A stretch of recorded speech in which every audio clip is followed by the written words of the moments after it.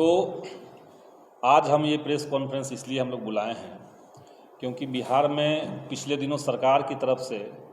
जो विद्यालय अध्यापक नियुक्ति नियमावली आई है 2023, उसमें पूर्व के नियोजित शिक्षकों के लिए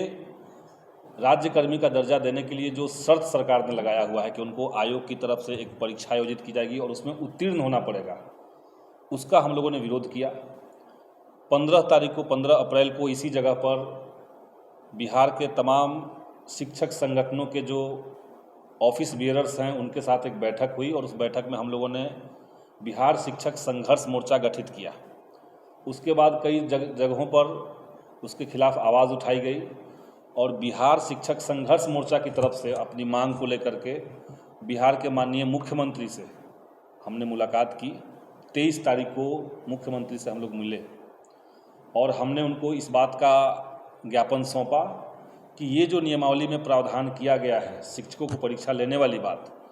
उससे बिहार के तमाम नियोजित शिक्षकों का न सिर्फ अपमान होगा बल्कि सरकार की जो अपनी नियमावली रही है, सरकार का जो अपना शिक्षक नियोजन की जो प्रणाली पुरानी रही है, जिसको खुद माननीय नीतीश कुमार जी ने ही करवाया है, उन सब के ऊपर भी सवालिया निशान उठ रहा है और ये कहीं से भी न्यायपूर्ण नहीं है। इसके साथ साथ हमने माननीय मुख्यमंत्री को गुणवत्तापूर्ण शिक्षा के संबंध में 5 प्रमुख सुझाव भी लिखित में दिए और उस पर बातचीत की। हमने उनको सुझाव दिया कि आप बिहार में केरल और दिल्ली के मॉडल पर टीचर्स का लगातार ट्रेनिंग कराइए और उनके अंदर का जो स्किल है उसको डेवलप करवाइए। एक तो आप ये कर सकते हैं। सरकार का जो जांच तंत्र है, जो स्कूलों में जाकर के जांच करता है, उसको भ्रष्टाचार मुक्त करवाइए और उसमें पारदर्शिता लाइए। इसके अलावा भी कई तरह के सुझाव हमने दिए। इसके बाद हमने साफ साफ उनको ये भी कहा कि माननीय मुख्यमंत्री जी का जो बयान था कि 7 दल महागठबंधन के एक साथ आकर के इस निर्णय पर सहमत हुए हैं और तब ये नियमावली आई है, हमने उनको कहा कि हमारी पार्टी CPIML इस बात के लिए एग्री नहीं है। न तो हमसे इसको लाने से पहले कोई कंसल्ट किया गया है और न हम अभी भी सहमत हैं। तो ये सारी बातें माननीय मुख्यमंत्री जी के सामने रखी गई है और सरकार को हमने कहा है कि इस पर आप गंभीरतापूर्वक विचार कीजिए क्योंकि बिहार के 4 लाख नियोजित शिक्षक एक साथ इसके खिलाफ में हैं। उसके बाद हम लोगों ने कल दोबारा से शिक्षक संगठनों को दोबारा से बुला करके बिहार शिक्षक संघर्ष मोर्चा की एक बैठक की। कल देर रात तक बैठक चली, इसलिए उसका प्रेस रिलीज़ ठीक तरीके से सर्कुलेट नहीं हो पाया। तो कल एक तो हम लोगों ने दोबारा से मीटिंग करके आगे की रणनीति बनाई, आगे की रूपरेखा हमने तय की और साथ ही साथ कल महागठबंधन के भीतर जो 3 प्रमुख घटक दल है वामपंथी पार्टियों का, उनकी एक अलग से हम लोगों ने बैठक की जिसमें CPI, CPIM और CPIML भाकपा माले, हम 3 पार्टियों ने बैठ करके इस बात पर विचार विमर्श किया कि किस तरीके से ये जो शिक्षक नियुक्ति नियमावली सरकार लेकर के आई है,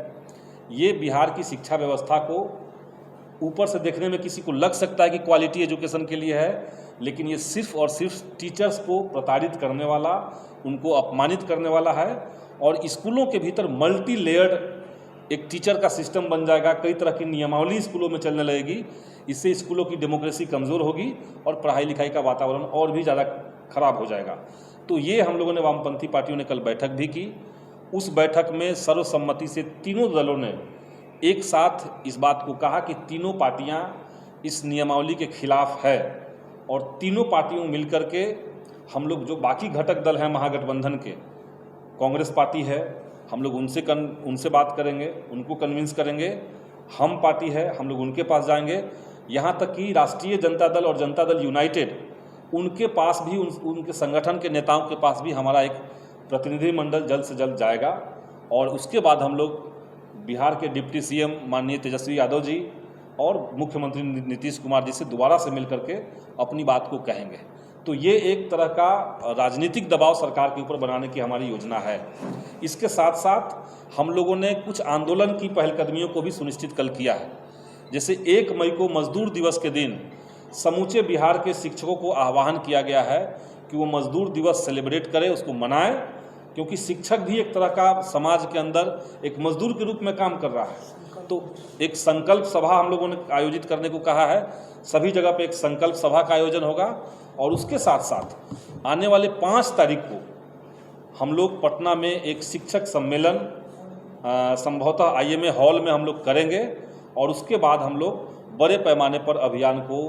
हर शिक्षक में, हर स्कूल में ले जा करके सरकार को हर हाल में ये जो शिक्षक विरोधी, शिक्षा विरोधी जो नियमावली है उसमें संशोधन करके ये जो खंड है जिसमें परीक्षा लेने की बात की जा रही है उसको सरकार को हटाना पड़ेगा। इसी संदर्भ में आज की ये प्रेस कॉन्फ्रेंस बुलाई गई है।